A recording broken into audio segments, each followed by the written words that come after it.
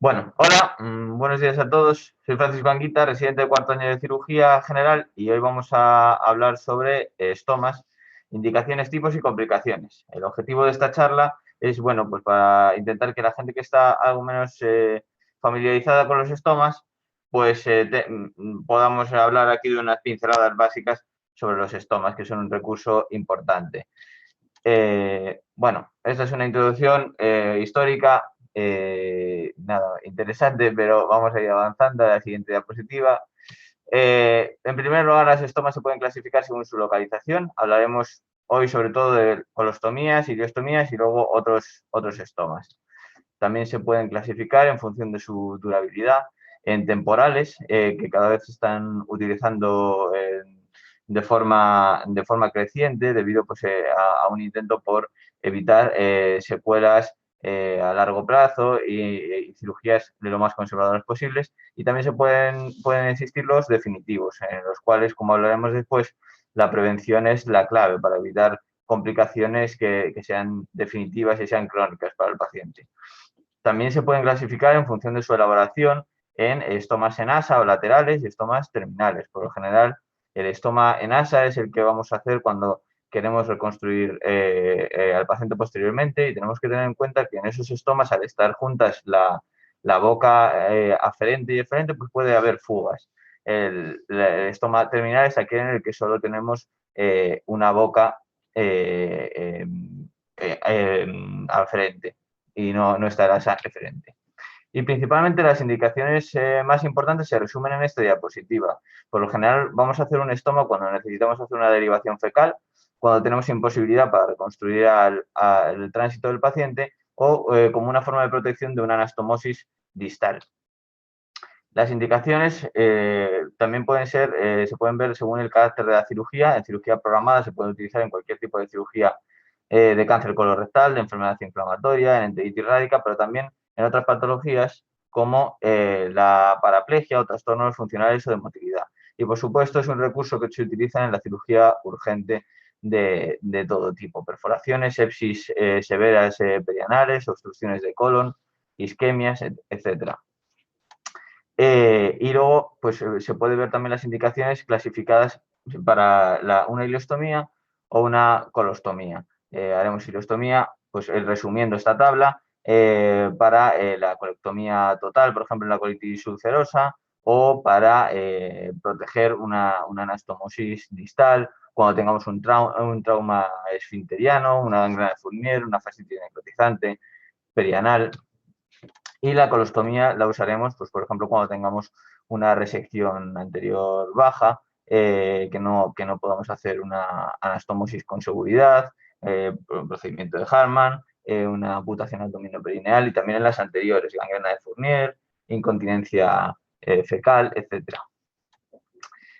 Hablando de unas consideraciones generales sobre los estomas, tenemos que tener en cuenta una serie de factores, de cosas importantes. La primera cosa importante a la hora de elegir qué tipo de estoma hacer es la indicación. Por ejemplo, si queremos hacer una descompresión distal, vamos a requerir una fístula, asociar una fístula mucosa. También el estoma debe estar, por supuesto, proximal a la lesión a tratar, y es importante tener en cuenta el hábito corporal del paciente: si es obeso, si tiene cicatrices, si tiene mallas, si ahora está caquético, pero esperamos que el paciente coja peso en el futuro, etc. La fisiología del estoma es algo importante también a tener en cuenta a la hora de elegir el tipo, puesto que cualquier estoma puede tener complicaciones, y algunos se asocian, como veremos ahora, con mayor deshidratación y desequilibrio hidroelectrolítico. Entonces, nuestro paciente puede descompensarse al hacer un tipo de estoma u otro. Importante también es tener en cuenta el cuidado del estoma y si el paciente va a ser capaz de cuidárselo, si tiene un apoyo familiar que permita un buen manejo de la ostomía. Y también, pues, tener en cuenta si se va a poder cerrar.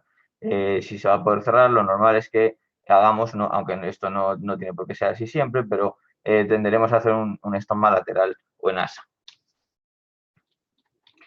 Es importante a la hora de elegir la localización del estoma, pues el papel de la enfermera estomaterapeuta, que de forma preoperatoria hará un marcaje adecuado del estoma. El marcaje, si es incorrecto y si no se realiza bien, va a acarrear siempre complicaciones.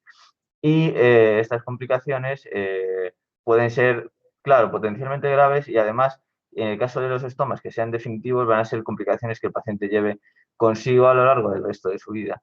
El marcaje además tiene que ser dinámico y eso significa que tenemos que tener en cuenta, como hemos comentado ya antes, los cambios en la fisiología del paciente y en su anatomía posterior.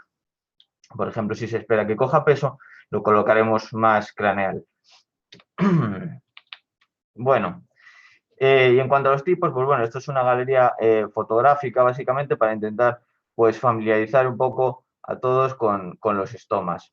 Estos son tipos de colostomías. En la izquierda tenemos la colostomía terminal, en el medio tenemos una colostomía de NASA y a la derecha una colostomía en cañón de escopeta que consiste básicamente en una colostomía en la cual tenemos el extremo distal y el proximal, el aferente y eferente dentro de una misma incisión. Y la ileostomía, pues tenemos aquí una ileostomía de NASA y una ileostomía terminal. A la hora de diferenciar un estoma, para saber si es una ileostomía o una ileostomía, una ileostomía o una colostomía, lo diferenciaremos primero por el débito que produce. La ileostomía suele producir un débito intestinal y la colostomía suelen ser heces más formes. Y también lo podemos ver, pues, por ejemplo, por el aspecto de la mucosa o porque suele protruir más una ileostomía que la colostomía, que suele ser algo más plano. Y a ver, existen muchos más estomas. Tenemos, por ejemplo, como ejemplos la gastrostomía, la yeyunostomía, que se suelen utilizar en tipos de alimentación enteral alternativa, esofagostomías y también de otros órganos y sistemas, no solo los relacionados con el aparato digestivo, como urostomías o traqueostomías. Todos estos también son estomas. Y por último, en cuanto a complicaciones, es importante una adecuada técnica y un manejo pre y posoperatorio, ya que un mal manejo de un estoma va a acarrear complicaciones. Y las complicaciones no solo van a poner en riesgo al paciente y su vida, sino que van a aumentar también intervenciones médicas y coste, va a disminuir la calidad de vida del paciente y va a aumentar su aislamiento social. Distinguimos entre complicaciones precoces y tardías. Las indicaciones precoces son aquellas que aparecen en los 30 días primeros, después de hacer un estoma, y las tardías, las que aparecen después de los 30 primeros días. La primera complicación de la que vamos a hablar es la isquemia y necrosis. Sus signos suelen aparecer en las primeras 24 horas, con ese aspecto azulado que vemos en la imagen. Y las causas principales son, pues bueno, tensión mesentérica, ligadura en vaso nutricio, disección excesiva del mesenterio. Todas estas son causas técnicas, por así decirlo, técnica dependientes. Y también pues una hipoperfusión posoperatoria puede producirlo. Cuando la isquemia progresa, aparece la necrosis y es importante diferenciar los diferentes tipos de necrosis, ya que podemos tener que no hacer nada en los casos más superficiales, o puede ser que requiera incluso rehacer el estoma. En el caso de la necrosis superficial, que es esa imagen que aparece a la izquierda, que son pequeños parches necróticos, pero con el resto de la mucosa conservada y una buena fijación del estoma a la piel, no requieren intervención, solo una vigilancia posoperatoria normal. Pero en el caso de que veamos que la isquemia y la necrosis progresan, tenemos que diferenciar entre si es suprafascial, en cuyo caso tendremos que hacer una vigilancia estrecha, o infrafascial, como vemos ya en la imagen, en la cual el estoma ya está completamente desinsertado y isquémico, incluso los tejidos que están por debajo de la fascia, en cuyo caso hay que revisar al paciente y rehacer el estoma. Otra complicación no poco frecuente es el desequilibrio hidroelectrolítico. Es más importante y suele producirse más habitualmente en las ileostomías. Y bueno, esto se produce porque fisiológicamente el débito inicial por un estoma oscila entre los 500 y los 2000 mililitros. Posteriormente, el organismo, a través de un hiperaldosteronismo compensador, hace que se adapte el estoma y produzca menos. Pero este hiperaldosteronismo puede producir a su vez deshidratación severa, hipokaliemia, hipomagnesemia. Entonces tenemos que tener en cuenta que todos estos factores de riesgo que aparecen en la tabla pueden producir un estoma de alto débito y tenemos que intentar evitarlos en la medida de lo posible. El tratamiento de los estomas de alto débito pues es la resucitación hidroelectrolítica, la restricción de fluidos, restricción de bebidas hipotónicas como el café o el té y la administración de fármacos antiperistálticos antidiarreicos como loperamida o análogos de la somatostatina. Otra complicación precoz es la distensia mucocutánea, la separación de la piel de la mucosa. Sus causas aparecen aquí expuestas y el tratamiento son simplemente curas locales. Y la última complicación precoz que vamos a ver es la retracción del estómago, que es bastante relevante y potencialmente grave. Se relaciona con la isquemia, es frecuente en pacientes con alto índice de masa corporal y a veces vemos que se utilizan las varillas para los estomas en asa. Se ha demostrado que no disminuyen la tasa de retracción y aumentan la dermatitis, como vemos en estas imágenes que tenemos aquí a la derecha, y la probabilidad de necrosis. En los casos, como vemos aquí en las imágenes, pues requerirían una revisión debido a que si el estómago se retrae, puede filtrar contenido fecal al tejido celular subcutáneo y los tejidos infrafasciales y producir una fascitis, una infección grave de partes blandas o incluso una peritonitis si llegara a fugar el contenido hacia el interior del abdomen. Y en cuanto a las complicaciones tardías, hablamos en primer lugar de la hernia paraestomal.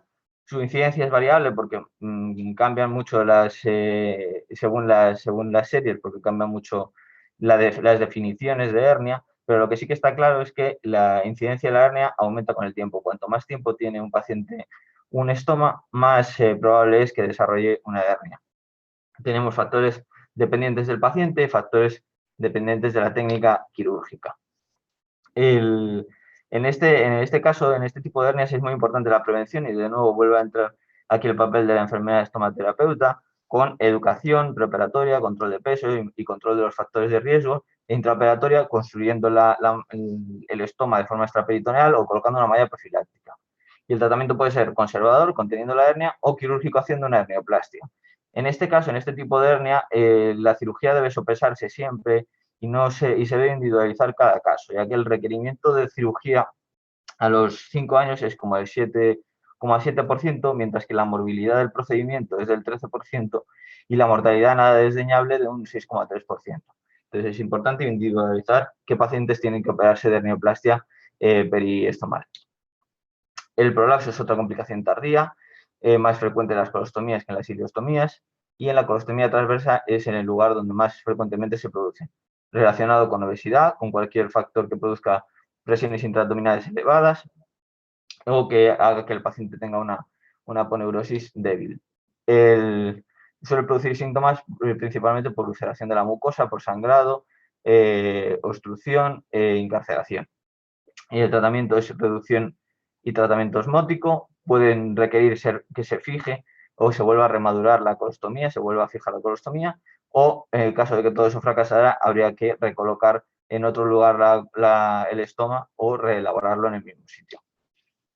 Y en cuanto a las varices paraestomales, son frecuentes en pacientes con hipertensión portal, en pacientes hepatópatas, y como cualquier otro sangrado en un paciente hepatópata, pues el tratamiento puede ser desde local, quirúrgico, percutáneo, endovascular, y el pronóstico en este caso depende principalmente del manejo de la enfermedad hepática. Y la última complicación es el pioderma gangrenoso. Los factores de riesgo principales es que aparecen en mujeres, pacientes obesos, enfermedades autoinmunes y en hernias paraestomales, y también en pacientes que tienen irritación y dermatitis por fuga intestinal. El tratamiento puede ser local con alginatos hidrocoloides, como vemos en la imagen, tratamiento médico con inmunosupresores y biológicos, y quirúrgico como último recurso en los casos de muy mal control. Como conclusiones, los estomas son un recurso fundamental cuyas indicaciones y técnicas debe dominar todo cirujano general. Para el clínico es importante tener un conocimiento base sobre los estomas, así como reconocer precozmente la existencia de complicaciones. Volvemos a insistir en la importancia de la enfermera estomaterapeuta para la prevención de complicaciones y para el marcaje correcto de los estomas y la educación del paciente, y también para el manejo de las complicaciones a posteriori. Existen múltiples estomas para el tratamiento y la derivación de múltiples órganos de diferentes sistemas, Las complicaciones y su gravedad deben ser reconocidas precozmente y un manejo inadecuado de la técnica o de las complicaciones no solo pone en riesgo la vida del paciente, sino que acarrea secuelas que disminuyen drásticamente su calidad de vida. Y nada más. Muchas gracias por su atención.